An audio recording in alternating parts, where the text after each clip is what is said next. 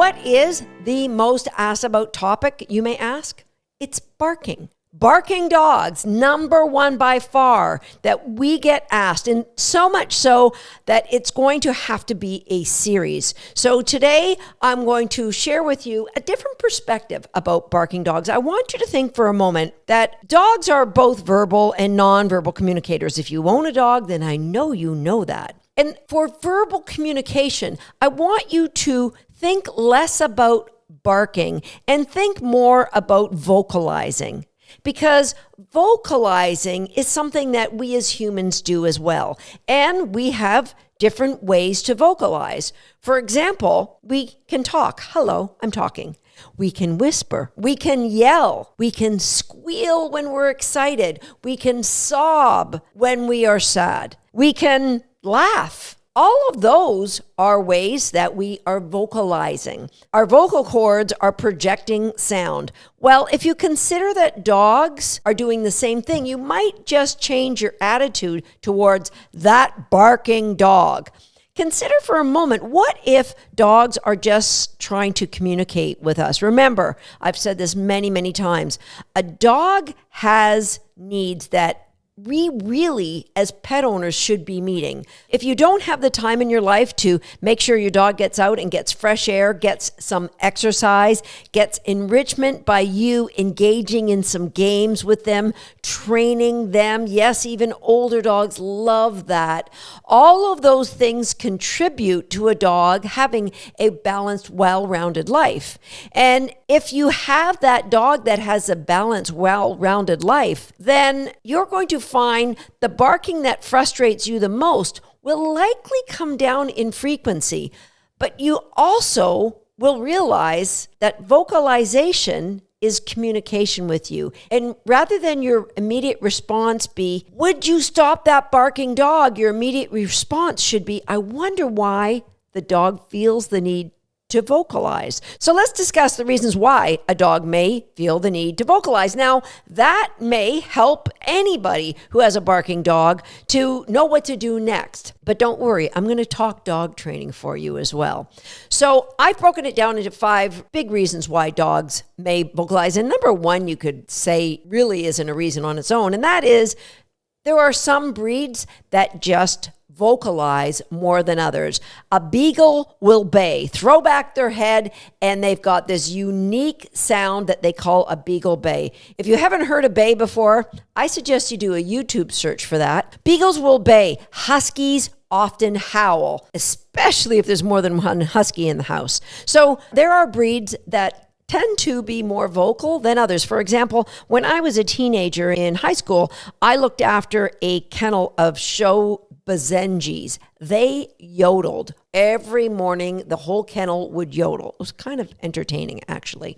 And so breed may be the reason. And really, I hope you did your research. There are just some breeds that like to talk. There are some people that like to talk. You may know somebody like that. Okay, I digress. Reason number 2, and this is a big, big reason for many dogs. They are expressing emotion. Imagine if you were laughing and you got punished for that. You aren't allowed to laugh. What would happen to your relationship with the person that's punishing you for laughing? Or if you were so overwhelmed with excitement because your long-lost BFF walked through the door and you squealed and you got punished for squealing. So if you think of your dog barking as vocalization, you might have a little bit more compassion for what's going on. I'd like you to get out that journal I keep asking you to keep and write down your own dog's bark. You will notice that the dogs bark at different tones, different pitches, and different frequencies. So sometimes it might be a whoo, whoo. Other times it might be a woo, woo, woo, woo, woo, woo, woo.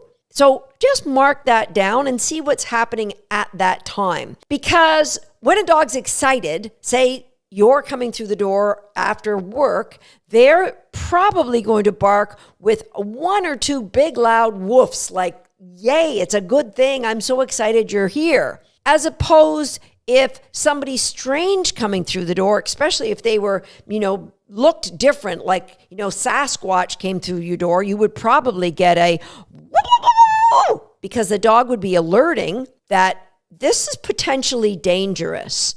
So dogs will bark because they are alerting to you and because you're the family, to anybody else that's in the family that needs to know that. So dogs that are happy are going to bark. Dogs that are alerting because they're afraid, they may also be alerting because they're curious. That might be a slightly different bark. I'm not afraid, but who's that over there? They might be a little curious. A lot of dogs will bark when they're initiating play. They play bow, they get their low in their front end, their back end high, and they might do 1 or 2 barks as part of the initiation to play. Your dog might bark, and this could be alerting as well when they're fearful. If your dog is anxious about being left alone, they may bark, and that anxiety could be described as loneliness, but the dog definitely is anxious. And so they will give a continuous, it doesn't stop, a continuous bark, calling for their people because, yes, they're anxious about being left alone. And I think one of the biggest reasons that dogs bark is they're frustrated. Maybe they're behind a barrier. Maybe somebody's passing the window and, they're feeling, pretty full of themselves and they'd like to tell that person, get off my property, or it's another dog, or it's a cat, or it's a squirrel. I got to let them know I live here. So frustration. In podcast episode number 88, I talked about barrier frustration. So dogs who look out a window, dogs who are behind a fence, dogs who are in a kennel. It could even be a dog that's tied up somewhere, or you're walking a dog on a leash. That is barrier frustration. They could bark for that reason. But frustration doesn't happen only because of barriers. A lot of dogs will bark in frustration when you, as their owner, have not given them clarity with your expectations in training. So whether it be an agility handler who is cueing their dog so ineffectively, the dog turns the wrong way, realizes they're wrong, and then gives you a woof because, you know what? What did you mean turn right? It was a left. A dog may also bark in frustration because I just want to pull out my hair. I don't know what you want. How can I earn that cookie? I don't get it. So you might get a dog that barks in frustration that way. So emotion is a big, big reason why a dog will vocalize, my friend. So keep that journal, consider what's going on, and let's go on to reason number 3, which is related to emotions, and that is a dog may bark if the pack is barking. Have you ever walked into a boarding kennel and the dogs all go off at certain times? It's a pack. Oh, you're doing it? You're doing it? Okay, I'm joining in the choir. So if you have a large number of dogs in your home, they all may bark at the same time, and it may be at nothing at all, but one dog barked, and if you're barking, I'm barking. Reason number 4 why dogs may bark. Older dogs may bark because of dementia. So be a little more empathetic with your older dogs. Talk to your veterinarian and see if there's something that you can do in changing your dog's diet or potentially a prescription for your dog who is suffering from the effects of old age. Reason number 5, and again, I would think with frustration, this would be the number 1 reason why dogs feel the need to vocalize, and that is it's been reinforced somewhere. Why do dogs do anything? It's got to have some reinforcement value, other than the emotional reasons, obviously. So somewhere in your life with your dog, there could have been some reinforcement, and it could even be you turned and yelled at them. They got your attention. Woo-hoo-hoo. I think I'm going to try that again. Do they want to get yelled at? No. It may be your dog's barking may be a pattern of reinforcement because they anticipate something happens at the same time every day. And so they start to bark because they're excited. Remember, emotion, excited about that pattern about to be repeated today. Let me give you a little example story from friends of mine who they had a young puppy that they were going through our program with, and they got up to game day 11, I think, in recallers. So they had done crate games and their dog was super at it. It was just a young puppy. I believe it was 4 months old when they had to go away, and they left the puppy with one of their parents. When they came back 2 weeks later, rather than following the directions on here's where the puppy sleeps at night and here's what she has to do before you open the crate, the puppy had never gone in her crate and she slept on the bed the whole time. From that point on, my friends couldn't get her to go in a crate. Now, she would happily go in a crate on her own, but if they tried to close the door, she used her voice. And guess what her voice got? It got the door open. Oh, sorry, did I close the door and you didn't want the door closed? And so very early on, that puppy learned the power of the vocalization. And so then they would take this puppy on the road with them. They traveled quite a lot. The first time they went in a hotel and they knew they couldn't put the dog in a crate, they decided they were going to go down to the restaurant for supper. So they would put the dog in a bathroom. Now, how many of you have ever put your dogs in the bathroom in a hotel? I have a question for you. At home, is that a place that you'd conditioned as a really good place so the dog would be super relaxed? If you're like most people, the answer is, yeah, no, Susan, I didn't think of that. Yeah. That's why a lot of dogs trash bathrooms, pull down shower curtains, and I digress. My friend's dog, they put the dog in the bathroom. Oh, Susan, we gave him her bed and gave her some water and we gave her a bone. And then they stood outside the hotel room and the dog whimpered a little bit, as she would. I'm in a bathroom. What do I want to do in this bathroom? You're always in the bathroom. If I'm ever in the bathroom, but you're not in the bathroom, why aren't you in the bathroom? So the whimpering turned to, where are you? I'm in the bathroom by myself. This is weird. Are you watching TV? I should be out there. And they stood outside in the hallway, heard the whimpering, heard the barking. And when the barking got more insistent, louder, and with more frequency, they went through the door, released the dog from the bathroom, and ordered room service. And that is an example of how vocalizing in a dog can be reinforced. There's several examples right there.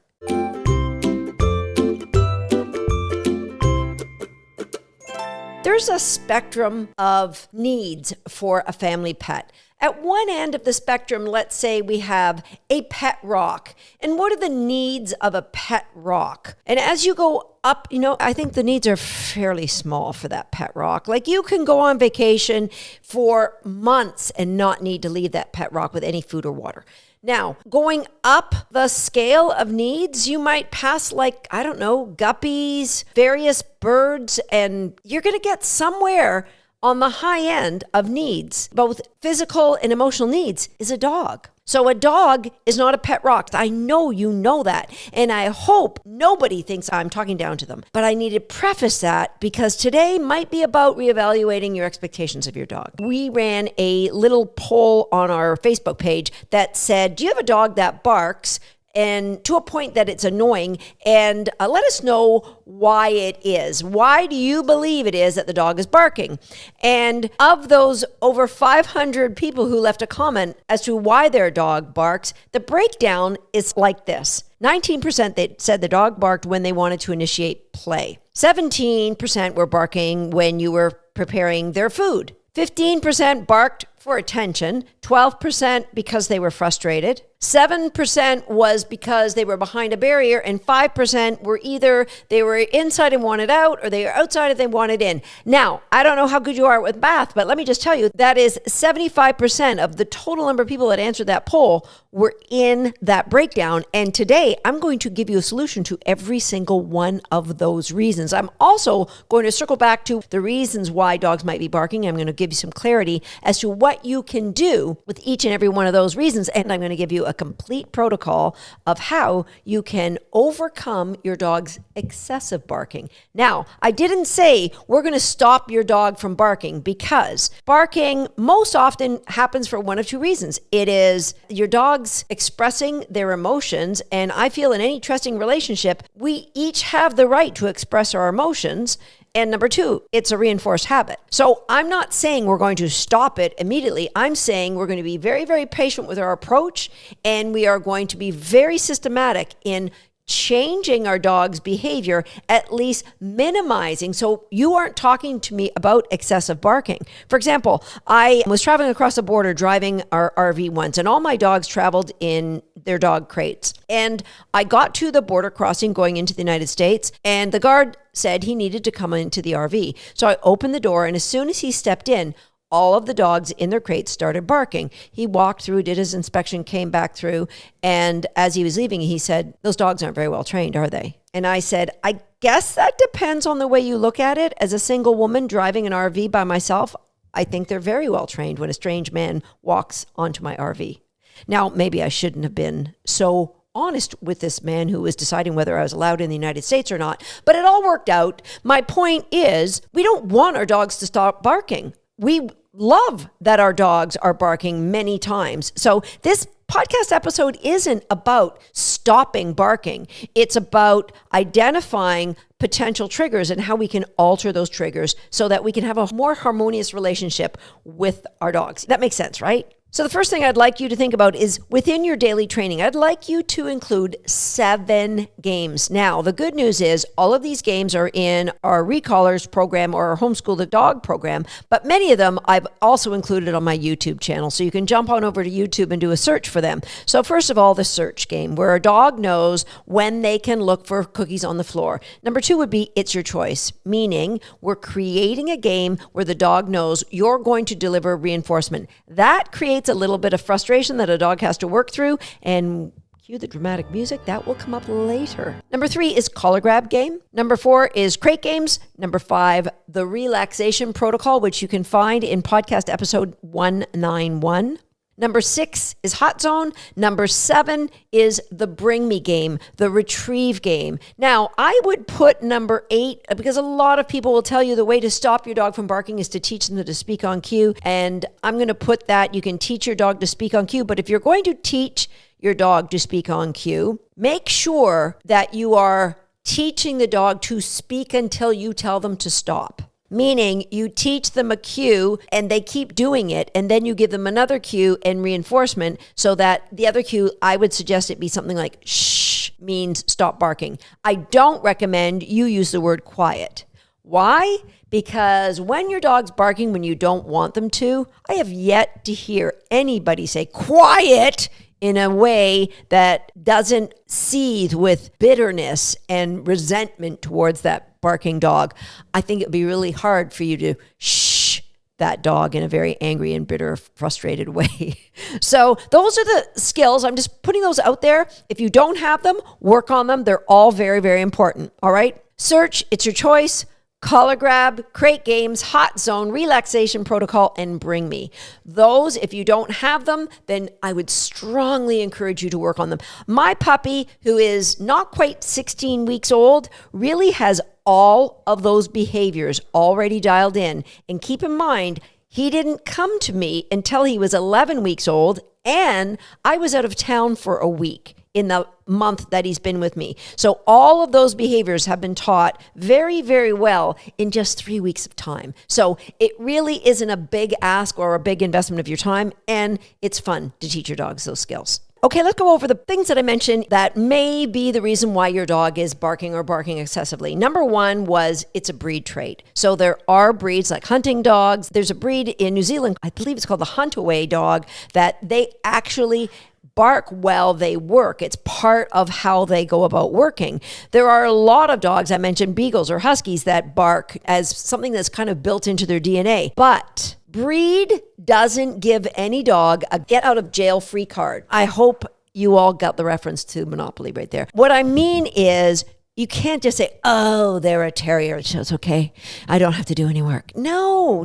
Remember, we want to minimize any excessive barking. So if you have in your mind, this is a blank, therefore they bark, please, let's just clean that thought out, all right? And let's polish up the brain and get some my dog can do anything thoughts back in your head, all right? So breed, yes, may be reason why your dog barks at times when others don't, but it isn't a reason for excessive barking. Number 2, emotions. All right, so let's go over some of the list, and I'm going to give you some of the things that you can do. Number 1, excited. My dog gets way too excited. Have you taught your dog the relaxation protocol? I'm not saying that protocol is going to change everything. It's going to be part of the change as well, because also we're going to talk about this later. We're going to talk about some of the triggers that makes that dog feel the need to vocalize and sing the songs of their people. So start off with podcast episode number 191, that relaxation protocol. Number 2, I mentioned that the dog barks because they're trying to initiate play. And I also mentioned that was the number 1 thing listed in our Facebook poll. So why is your dog initiating play by barking at you? I would have to think it comes down to 2 reasons. Number 1, there isn't enough conditioning of the dog being okay without you entertaining them. So how much crate games has that dog played? How much time has that dog spent with educational games like Nina Ottoson's food games, or what I call the puppy bombs, where you are working somewhere and the dog can be in their X-Pen just working through these games or chewing on a bone so that they know you don't have to be the center of their world every waking moment of their life. They have to learn that they can just chill and watch the world go by. That's number 1. Does your dog know how to relax? Can you put your dog in a crate, say in your bedroom, and then you do some work in the kitchen? Or are they going to be very anxious about that? So if you've played crate games and if you've taught your dog how to relax, and number 3, if you've also looked for opportunities when your dog's just curled up in a dog bed and walk by and reinforce that. Remember? Reinforcement builds behavior. So you can drop some cookies there. You don't have to say anything. Just give them a pat on the head. When they're away from you, relaxing. You can build that up as a behavior. It's called the hot zone. I mentioned that right at the top. But anytime you see the dog relaxing away from you, take the opportunity to mark that that is good. Now, the other part of that is, what are the triggers that your dog knows that means something amazing is going to happen? What are those triggers? Like, do you have a word? Do you want to go to the building, is what I say to the dogs. We're going to go to the building. And then they get excited in their movement. But those dogs also have reinforced triggers that I unconditionally put in them that they will then lead to me getting up and doing something with them. For example, Momentum will come and sit in front of me and just stare at me. And I'll know, oh, do you have to go outside? If I let her outside and she just goes and lays down on the grass instead of going to go to the bathroom, I knew, okay, you probably don't just want to go outside. So I'll bring her back in. I'll go back to what I was doing. She'll probably come back and stare at me. At some point, I may get up and go and train. But I also may say, you can go and lie down. I don't want the dog to know that this is a given. I will always do that. Momentum or this will often come and put their head on my lap if I'm working at my desk, as if to say, I think it's time we go and do some work. So these are triggers that I'm okay with, that they may lead to something, but they won't always lead to something. You've got to become very present to the reinforcing that you are giving your dog's trigger. So when your dog barks at you, do you laugh at them? I guess you want to go train, do you? That's great. And get up and train? Well, that's why your dog's barking at you. Does your dog bark at you and you maybe throw something for them for a little while you're at your desk? Oh, nay, nay, in the words of the late, great John Panay. No, those aren't acceptable triggers in my world if you want a dog that doesn't bark in your face. Now, the initiation of play also needs to be considered with another dog. So if Tater Salad and Belief get playing together and get very vocal, guess what happens? We break it up. So they've learned that they can play and face wrestle as long as they don't go crazy. And I like my dogs playing with each other. I like to see them running around and having fun, but I don't like the anarchy of the barking that goes along with it. And so they've learned we just distract them and tell them go and lie down. The play gets interrupted. So barking to initiate play with another dog may be okay with you. You set the rules in your home. I just don't like the screaming that may happen with the bulldog mix and the terrier mix.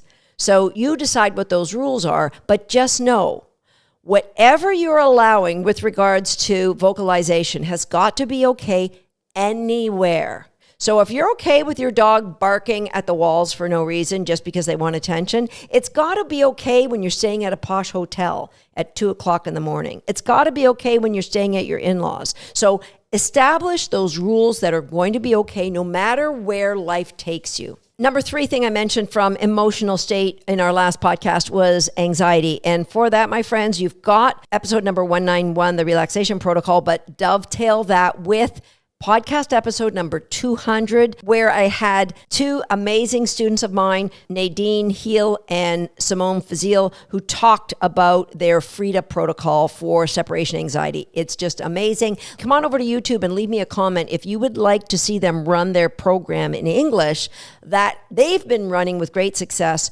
in German. Emotional state number 4, the dog's curious. Oh. So I think that's okay. That dog is like, I'm not sure what that is over there. A lot of times, what we call alarm barking, where the dog gets really overexcited, those things are going to really be minimized the more you can help that dog habituate to new environments and generalize all kinds of stimuli. So how often do you take that dog to the park and sit on a bench and just reinforce them for chilling as life goes by? If they're a dog who hasn't seen or heard a lot of noises, then they're more likely going to react to the noises that they hear. Now, there are some dogs that maybe it's genetics, or maybe it is the lack of early socialization where they just are a little bit more nervous and yip at everything. You can counter condition that. I'll get to more of that later, but just know that a lot of times it is they just haven't been exposed to enough newness. That's on you, my friend. Get out there and help your dog experience life, and to make everything that might at first be, oh my gosh, what's that? It's a boat launching? It's just white noise. It's just what people do. Number 5 emotion, your dog is telling you they are afraid. They're barking because they are afraid. That is communication, and that has got to be okay. I'm not telling you just ignore it and walk away. You go back home and you say, my dog was afraid of this. I'm going to start a plan to help counter condition, build confidence in that environment. It's feedback. It's got to be okay. What am I going to do if my dog's afraid in that situation?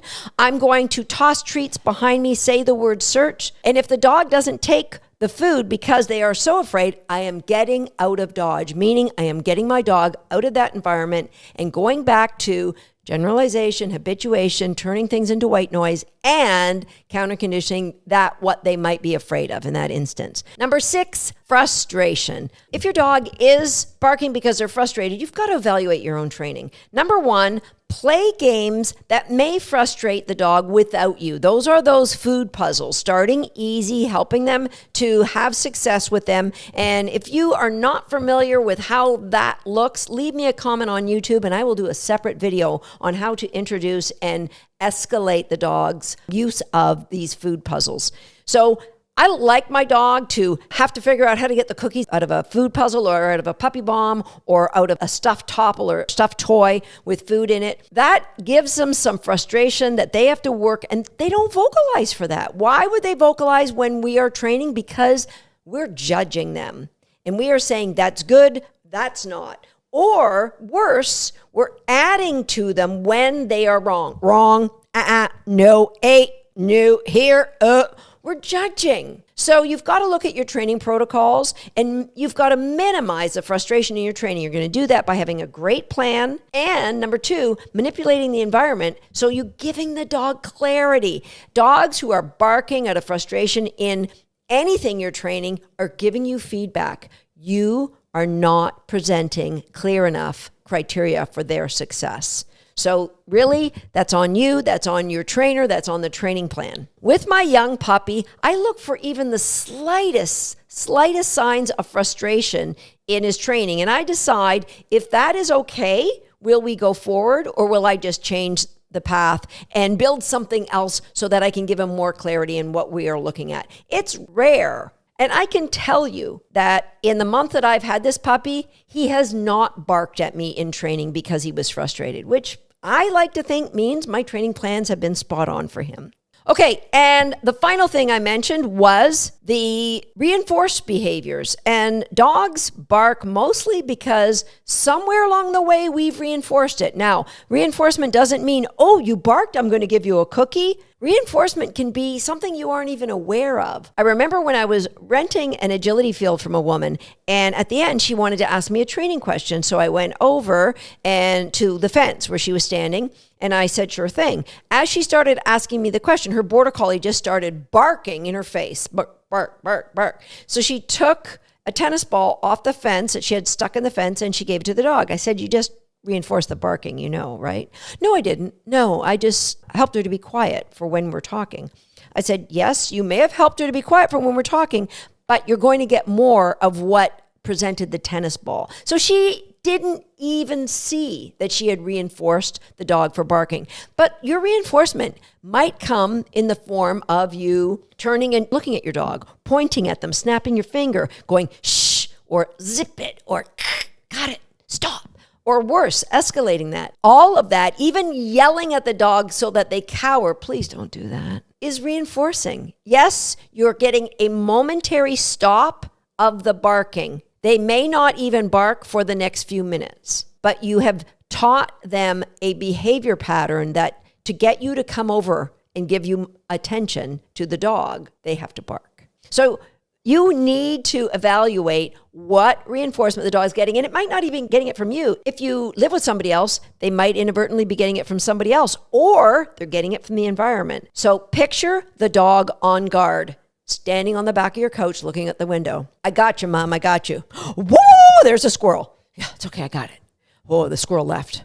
Okay. Whoa, there's a kid going to school. Yeah, I got you, Mom. So dogs that are on guard or guarding their post, you need to manipulate that environment so that that doesn't happen, because the barking is getting reinforced because the person leaves, the squirrel leaves, the cat leaves. Eventually, they all leave.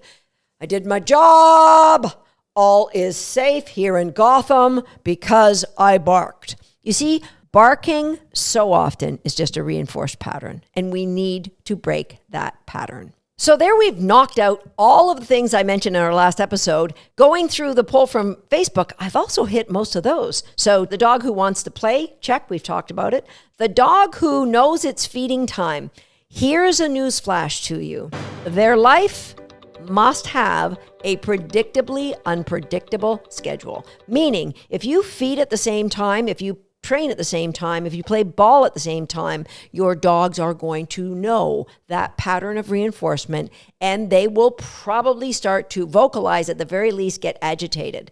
And so have some leeway, or maybe even have like 3 or 4 rotational feeding, playing, training schedules, that if you're a person who loves a schedule and loves a timetable, then you can just randomly pick from a barrel. I'm going to do this one this week. This is the schedule of feeding and training. So predictably unpredictable. Our dogs, they get fed anywhere from 3 o'clock in the afternoon to 8 o'clock at night. I now feed my dogs only once a day. So when I was feeding twice a day, it was anywhere from 8 o'clock in the morning till 10 o'clock in the morning, and then similar at night. Predictably unpredictable. Number 2, you need to have a place where the dog goes when you're feeding. So the hot zone, you can hup it up while I'm getting the food bowls out. I would change, if you've got barky dogs, change the kind of food bowls you're using. So if you're using ceramic, then go to stainless steel. If you're using stainless steel, go to ceramic. And so as you put those food bowls out, if you get dogs that are stirring, then just turn and wait. They should get in their hot zone.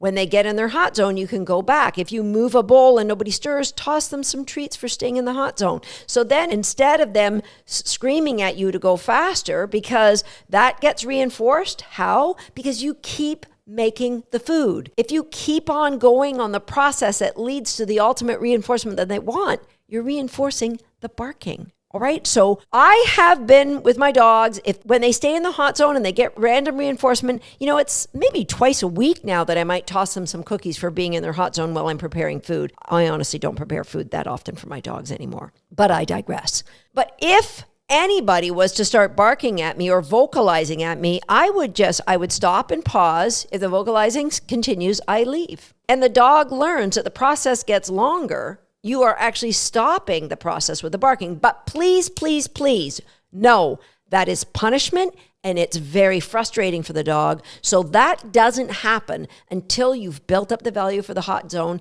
and you've given them the behaviors that they can do to be right before you tell them that you don't like it when they are quote unquote wrong.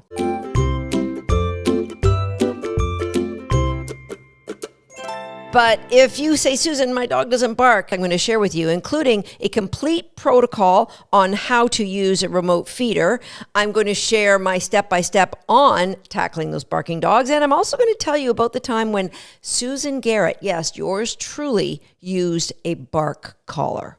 And I'm going to tell you what I learned from that. We're going to start right off with that. It was 1997. My dog Buzz was about a year old, and he was verbally enthusiastic, let's call him. Meaning, anytime he got excited, he screamed. He didn't bark, he screamed. So when I was training him in agility, and he would just sit in front of a jump and quiver. And then the moment I released him to do the jump, that's when the screaming would start. I had a small backyard back then, and I would train with a couple of jumps and a tunnel in the backyard. And of course, my neighbors would like, what is going on? Is there somebody murdering a cat over there? Why is this animal so loud? And so somebody suggested, oh, you should use a bark collar. You can use one that works with electricity or one that works with a citronella spray. It's simple. It just gives a little puff and the dog learns not to bark. And so rather than choosing the one that used electricity, I chose the one that used citronella.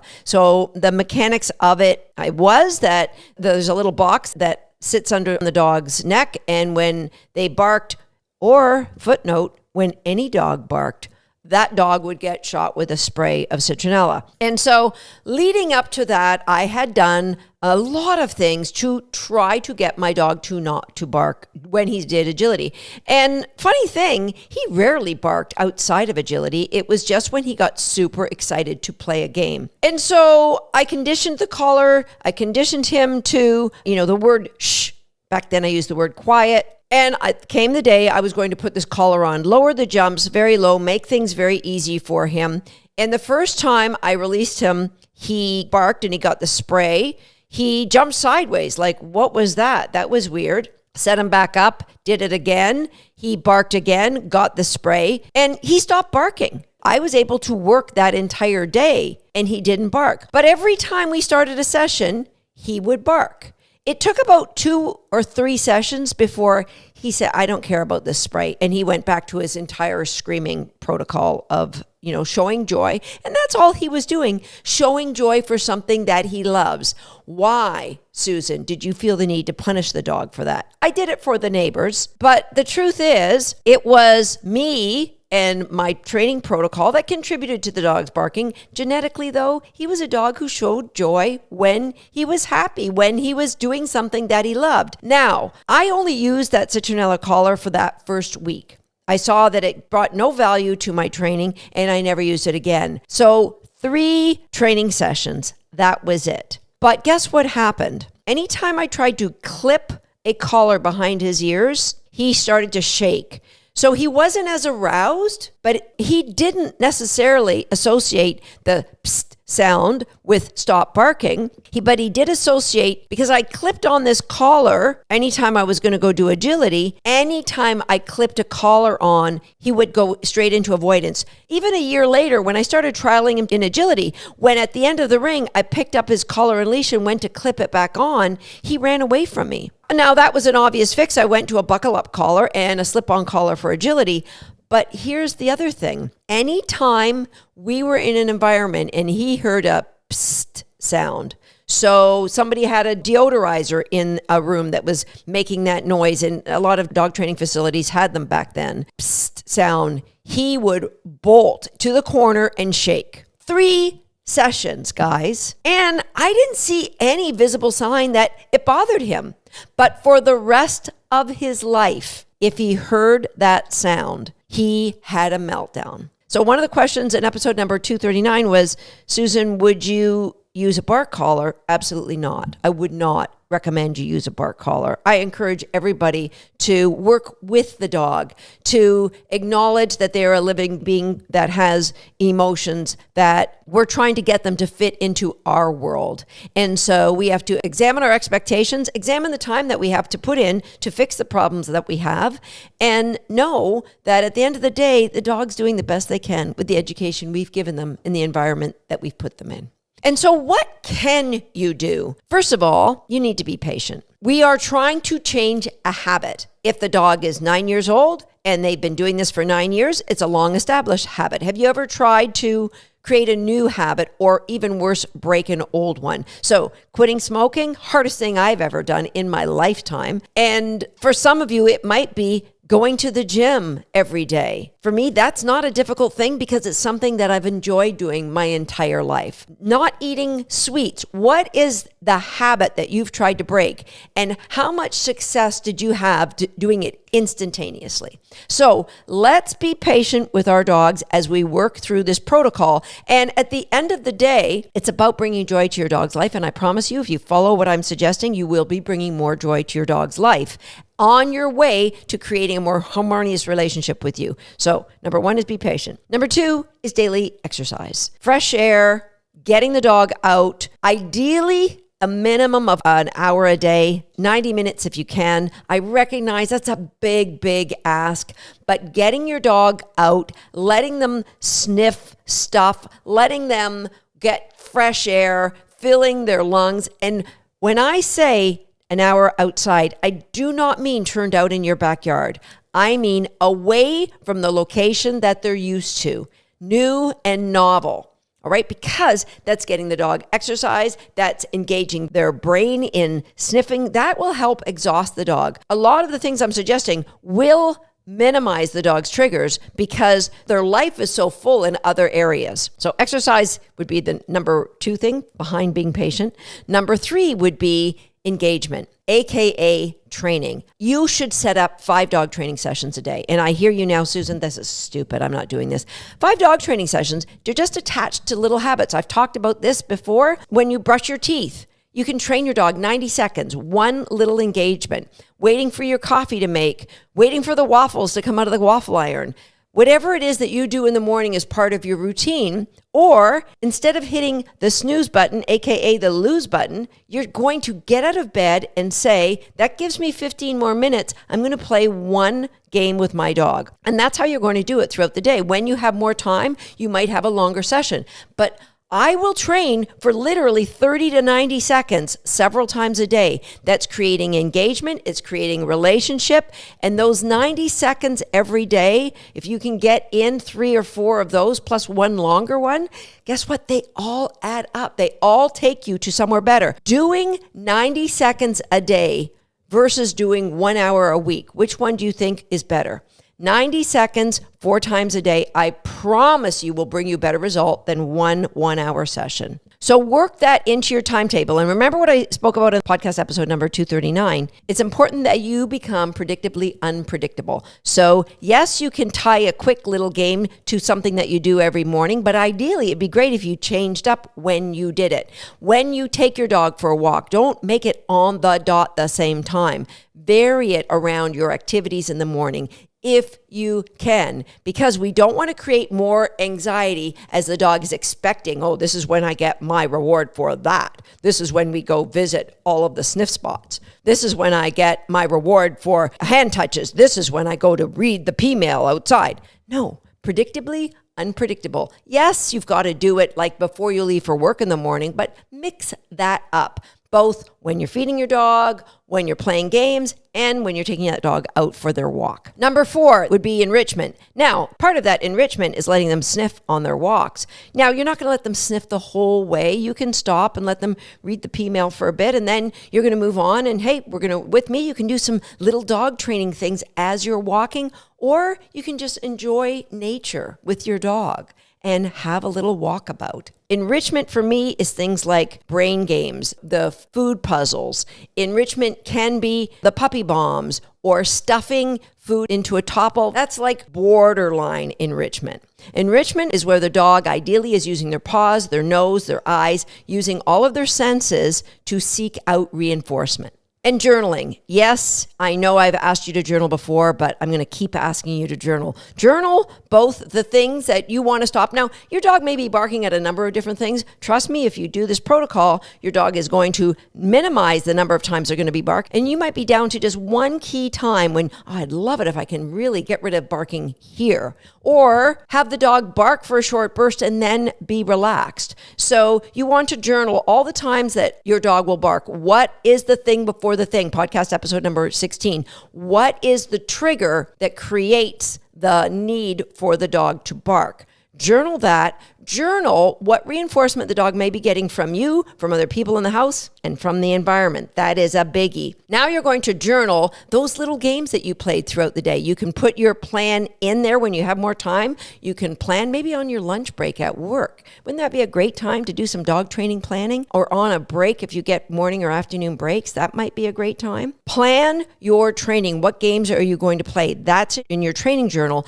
And then every day you can look back and look at the progress. Look where your dog is getting better at these things. Next, change the environment. If there are areas of the house that your dog has become accustomed to standing a post and barking, whether it be the threshold of a door or it be a window with a couch, try to change the environment so that the dog does not have access to those areas while you are working on this protocol. So it could be maybe rearranging your furniture so your couch is no longer up against the window, or putting a X-pen or a barrier around the couch for a little while, and so that the dog can break that habit. We're going to help create a new habit for the dog. So take the environmental portion away will allow you to break habits so much easier, which is why there's rehab centers, guys. Habits can be broken quicker when we're taking the creature out of their familiar environments or the triggers that create those bad habits, or taking them out of the environments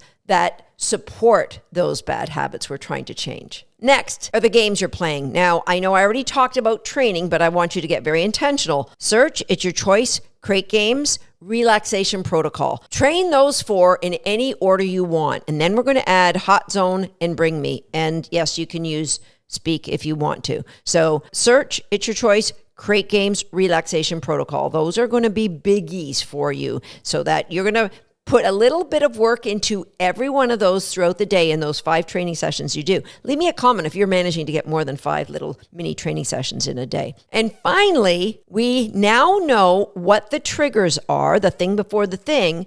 We're going to work on counter-conditioning those triggers. How are we going to do that? Well, I've got some great resources in our podcast. Jump over to YouTube and check out the playlists, because there are playlists just about on every topic. How to be a master of dog training. I would start there. So you really get to understand how counterconditioning, desensitization, habituation, generalization, how all of that works. What we want to do is, right now there's a trigger that your dog hears, smells, or sees something, and he locates and alerts. What we want to do is, when he hears, smells, or sees something, he might look, but instead of alerting, he reorients to you or to a new environment. For example, we're going to use the example of greetings at the front door.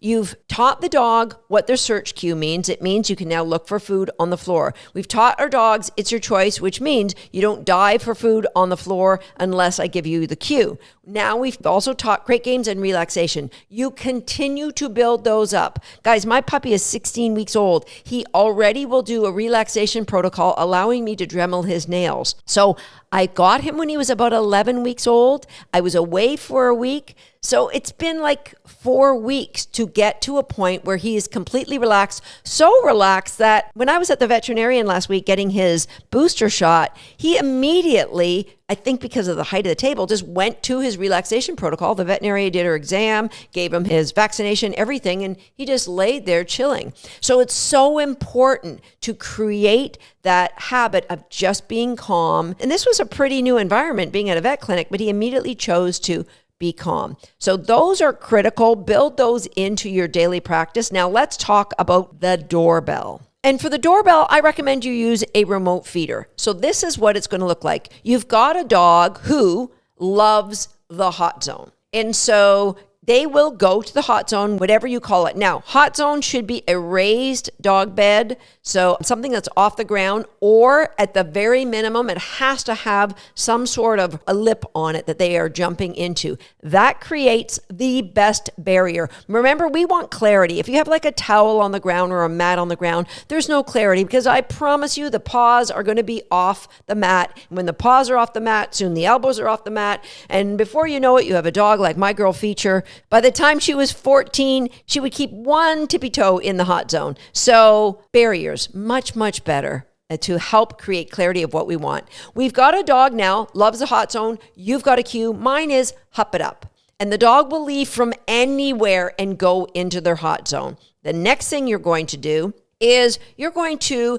take a sound that's, maybe if you have a doorbell, you're going to use a knock and put it on your phone, either in your videos where you can access it really easy. You're going to play that and then say, hup it up. Very, very close to the bed now. So now that becomes a new cue. The knock becomes run to the bed. Now, I want you to use something that isn't the doorbell because we want to first condition the dog to a different sound means go to the hot zone. Now we're going to get a new sound. You're just going to record your doorbell and you're going to have your dog on leash for this one, ideally on a harness because he may go lunging for the door.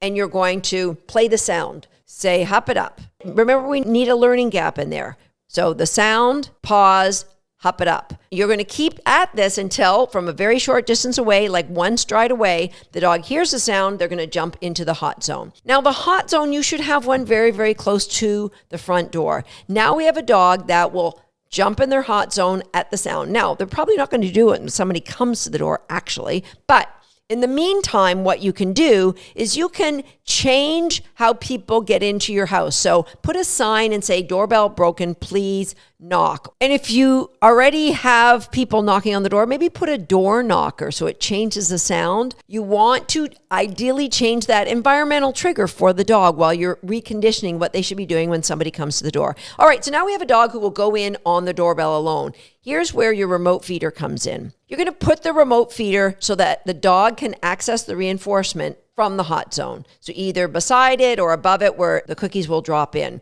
You are going to know what's high value, moderate value, and low value reinforcement for your dog, and you're going to start only with high value. So you're going to make that sound, they're going to run to the hot zone, and you're going to hit the remote for the feeder. They're going to get their yummy high value rewards. Then you're going to have a friend come over and just ring the bell. And the dog has the freedom to go to the door. If there is windows they can look through at the door and see somebody there, you need to block that access out so that if he runs to the door, nothing happens, he goes to the hot zone, he gets reinforcement. And you're going to do that, again, nobody's coming through the door. You're going to do that until he will no longer leave. The doorbell means go in your hot zone. Doorbell, go in your hot zone. Now what you're going to do is you are going to progress up to the point where you know they're coming and they're going to come in. So the person rings the bell, you deliver the reinforcement. They come in the house, you continue to deliver reinforcement via the remote. That high value reinforcement, if the dog leaves a high value reinforcement to get to the person just turns their back and faces the wall and says nothing. Does not give that dog any reinforcement. The dog will go back to the bed and again, you just continue to reinforce. All right. Now, Susan, I'm going to burn through all these high value reinforcements. It's okay because now we have one good repetition. We're going to mix in some moderate value in with the high. Not as much high. We're getting to a place where there's more moderate. And we're going to do the same thing. When we get to a place where we put low value reinforcement in the remote feeder, I'm not saying low like my dog won't eat it. I'm like, well, if there's nothing else, he'll eat this. Because what's going to happen, we're going to hit the remote, reinforce a dog, but you're going to be throwing high value reinforcement. This is the step to fading the remote feeder. I just want bowls of food around. And at first it could be high, but then, it's just moderate for my dogs now, moderate, some low mixed in there. Doorbell rings. You can just throw a handful of cookies in the hot zone. When will this not work? It won't work if you have multiple dogs and you haven't trained them individually. It also won't work if you have multiple dogs and one of them is a resource guarder that you haven't dealt with that anxiety first. So deal with one dog at a time. We have hot zones in different locations. Sometimes the dogs go to the same location and eat out of the same remote feeder if we're at that stage. No big deal because we don't have dogs that will resource guard against another dog. All right. So there's your complete protocol on how to use and fade your remote feeder and how to work through one trigger to barking. That may not be your dog's trigger, but using using that protocol and the one that I mentioned before, I know you'll be able to come up with a way to eliminate, at the very least, minimize the amount and the intensity your dog's barking. Leave me a comment. Let me know if this makes sense to you. Go ahead, hit the like button and subscribe if you're not a subscriber. That like button is reinforcement to my team for all their hard work they do making those videos engaging for you. I'll see you next time right here on Shaped by Dog. Hey there. I feel like somebody's watching me. Photobomber. What? I think he's saying, if you're not a subscriber, go ahead and hit the subscribe button now and be sure to turn on the notification bell because you don't want to miss a single video we have upcoming. Okay, your brother's photobombing us. I know. I know. Do something.